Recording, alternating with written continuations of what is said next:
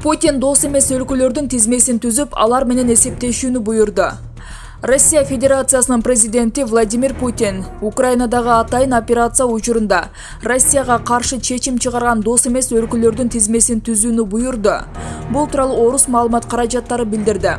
Маалыматка ылайык Путин кол койгон жарлыкта тиешелүү мекемелерге дос эмес өлкөлөрдүн тизмесин түзүүгө 2 күн убакыт берилген. Мындан сырткары ал өлкө менен иштешип карыз болгон орус компаниялары карыз рубль валютасы менен төлөө чечими чыкты. Путин Донбасстагы адамдар көчөдөгү иттер эмес, алардын өмүрү эмнеге батышты кызыктырбайт. Эмне үчүн НАТО жана АКШ Украина Донбасста 13 миңден ашык адамды өлтүрүп салса унчукпайт? Мындай суроону Россия Федерациясынын президенти Владимир Путин койду. Анын айтымында 8 жылда Украина Донбасстагы 13 миңден ашык адамды өлтүргөн. Донбасстагы адамдар көчөдөгү иттер эмес да, эмне үчүн АКШ же НАТОго мүчө өлкөлөр Украина жай тургундарды өлтүрүп жатса унчукпайт. Биз болгону Донбасстагы жарандарды өз эркине коюуну талап кылганбыз, бирок Украина алардын укугуна каршы 8 жыл басмырлады, деди Путин.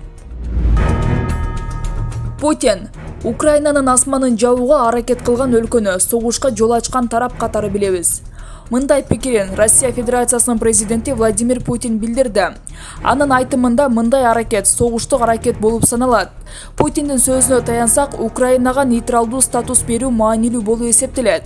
Украина ушундай каршылык көрсөтө берсе, Украинанын мамлекеттик статусуна доо кетиришин кошумчалады Россия президенти. Украина ядердик курал жасоого өтө жакын калганы айтылды. Владимир Зеленскийден Мюнхенде Украинанын ядердик макамы тууралуу дооматтары жөн жерден айтылган жок. Ал жакынкы келечекте чындыкка айланмак. Бул тууралуу РИА Новостиге Россиянын компетенттүү органдарынын биринин өкүлү кабарлаган. Мюнхенде февраль айында өткөн коопсуздук жыйынында Зеленскийдин Украинанын ядердик макамга ээ болуу мүмкүнчүлүгү тууралуу билдирүүсү кокусунан болгон эмес. 1994 жылы Украина ядердик куралы жок мамлекет катары аны жайылтпоо келишимине кол койгон. Бирок андан кийин дароо эле өзүнө таандык ядердик куралды даярдоо максатында технологиялык негизди түзүү боюнча илимий изилдөө жана конструктордук иштерин баштаган деген агенттикке маалымат берген адам. Анын билдиргенине караганда 2014 жылдагы президент Петр Порошенконун жалпыга жарыяланбаган буйругу менен активдүү аракеттер көрүлө баштаган. Маалымат берген кишинин айтымында Россиянын тышкы чалгын кызматы Украинада жарылуучу ядердик түзүлүштөрдү даярдоо иштери уран жана плутоний багыттары боюнча жүргүзүлгөнүн биле алган. Киев технологияга керектүү заттарды батыштан тымызын алышы мүмкүндүгү кошумчаланган. Анын айтымында жарылуучу ядердик түзүлүштү түзүүдө негизги милдет Харьков физика техникалык институту аталышындагы улуттук илимий борборго жүктөлгөн. Окумуштууларга ядердик материалдардын изотопторун бөлүү методдорун иштеп чыгууга жардамды Украинанын улуттук илимдер академиясынын адистештирилген бөлүмдөрү, тагыраагы Киевде жайгашкан ядердик изилдөөлөр институту жана органикалык химия институту көрсөткөн.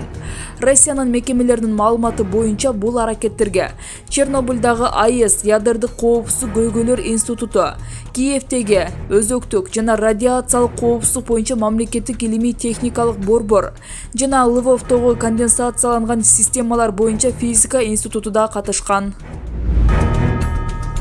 Борис Джонсон Украинадагы конфликттин НАТОго тиешеси жок. Украинадагы конфликттин НАТОго тиешеси жок. Мындай пикирин Улуу Британиянын премьер-министри Борис Джонсон билдиргенин чет элдик басылмалар кабарлады. Джонсондун айтымында бир дагы НАТОго мүчө өлкөлөр Украинадагы конфликтке катышкан жок. Украинадагы конфликттин НАТОго тиешеси жок. Ал НАТОнун конфликти да болуп эсептелбейт. НАТОго мүчө бир дагы өлкө Украинага аскердик күчтөрүн жөнөткөн жок жана жөнөтпөйт, деди Джонсон. Украинадагы согуштук аракеттердин жаңы картасы. Американын согуштарды изилдөө институту Украинадагы согуштук аракеттердин жаңы картасын жарыялады. Андагы маалымат боюнча Россиянын аскер кызматкерлери Мариуполдогу күчкө басым жасап жатышат. Жыйынтыгында басып алуу же жок кылуу планы бар. Отко салса күйбөгөн, сууга салса чөкпөгөн Канат Сыдыков. Деринде бар деп коет. Анын сыңары адамдар ар кандай кырдаалды өз тарабына өзгөртүп же өз тарабына ылайыкташтырып алары азыркы коомдо өзгөчө аныкталып турат. Айтканым бардык доордо жогорку кызматка илешип, ар дайым жерде калбаган кадрлар болот. Мындайларды отко салса күйбөгөн, сууга салса чөкпөгөн, кандай кырдаал болбосун жол тапкан төштүктөр деп койсок жаңылышпайбыз. Кайсыл мезгил келбесин, ким президент болбосун алкынды самындай болуп жылмышып, илибой жерге кирип кете беришет. Мына ушундай жылмышкан бир личностько токтолууну удулу келип турат.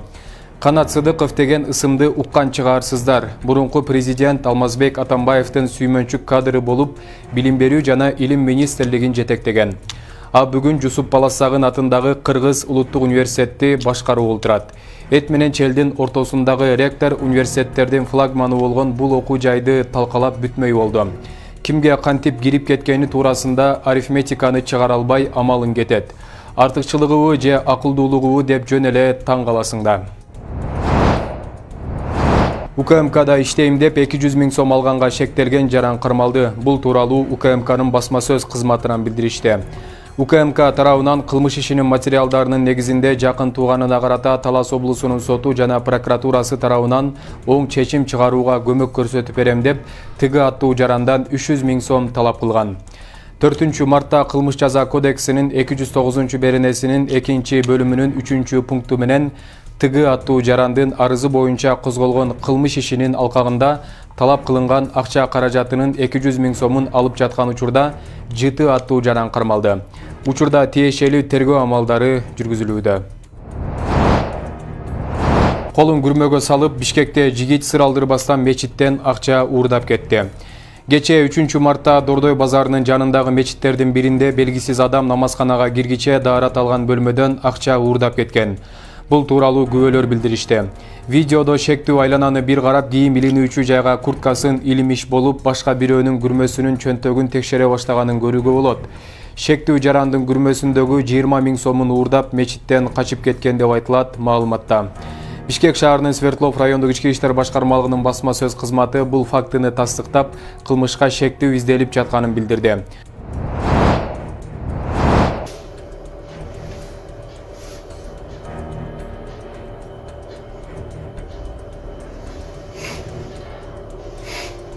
Yaxşı ödünüz.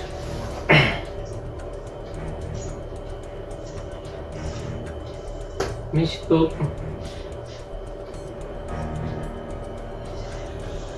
Ya.